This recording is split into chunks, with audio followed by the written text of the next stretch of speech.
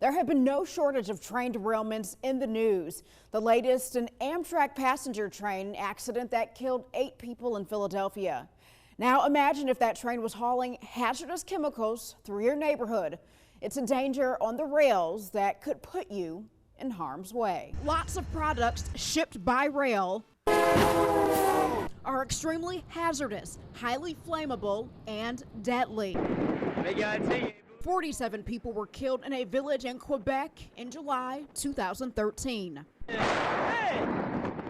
A train carrying tankers of crude oil derailed and exploded. Fred Millar is a veteran hazmat rail expert and says, what they described was rivers of fire moving through their community. These were the survivors. They saw rivers of fire moving through their community. Fiery crude oil tragedies have hit close to home, too. This video shows the aftermath of the last derailment involving crude oil in Mississippi. It happened in New Augusta on January 31st, 2014. 20 cars derailed. I just basically think that we have a potential here for mass casualties with a giant fire event. Federal regulators recently announced new standards for trains carrying crude oil. Speeds must be lowered to 40 miles per hour in high-risk urban areas. And all companies have to get new brakes, and more sturdy tankers must replace old tankers used to carry oil. Ernest Moore lives across from a railroad in Jackson. On several trains traveling near Moore's home, crude oil, identified as number 1267 on diamond-shaped placards, traveled past. Moore says he does not dwell on the potential risks in his backyard. I hadn't had any problems in it of that nature, but like I say, I monitor, I watch, I observe it also, because I know spills can be dangerous. According to the Association of American Railroads, chemicals are the top commodity produced in Mississippi and shipped by rail. In 2012, 33.4% of chemicals originated in Mississippi. That's more than other commodities like metals, paper, and oil. On the same tracks near Moore's home, we also saw trains labeled to carry tetrahydrofuran. It's highly flammable and easily ignited by heat, sparks, or flames. We also saw this tanker labeled to carry flammable liquids that are toxic and poisonous. They could be fatal if inhaled, ingested, or absorbed through skin. On this track on Fortification Street in Jackson, several tankers that carry carbon dioxide as a pressurized liquid were sitting on the tracks. In high concentrations, vapors from this chemical can cause dizziness or asphyxiation without warning. Where we're at right now is actually a simulated derailment site. Keith Black, a senior instructor at the State Fire Academy, teaches a hazmat course. He says vinyl chloride, used to make plastics, and hydrogen cyanide are just some of the hazardous materials traveling through Mississippi by rail. It's inhalation hazard. Yes, it will suffocate you. Black says hydrogen cyanide is used in gas chambers and to clean industrial plants. Despite the dangers, Black hopes the community finds some comfort knowing our training allows us to get out there, identify the product really, really fast, and be able to be proactive with it. In other words, get evacuation set up really, really quick, have some type of pre-incident planning in place.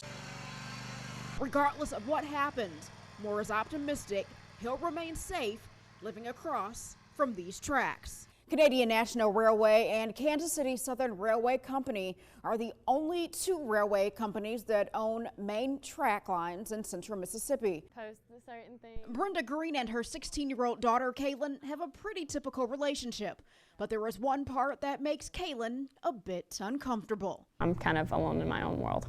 I kind of feel like the only child on the face of the earth. That's because Mom uses My Mobile Watchdog to constantly watch out for her daughter. It tells me she was on this website July 28th at 5:03. With the service, Brenda can track Kaylin and control her cell phone.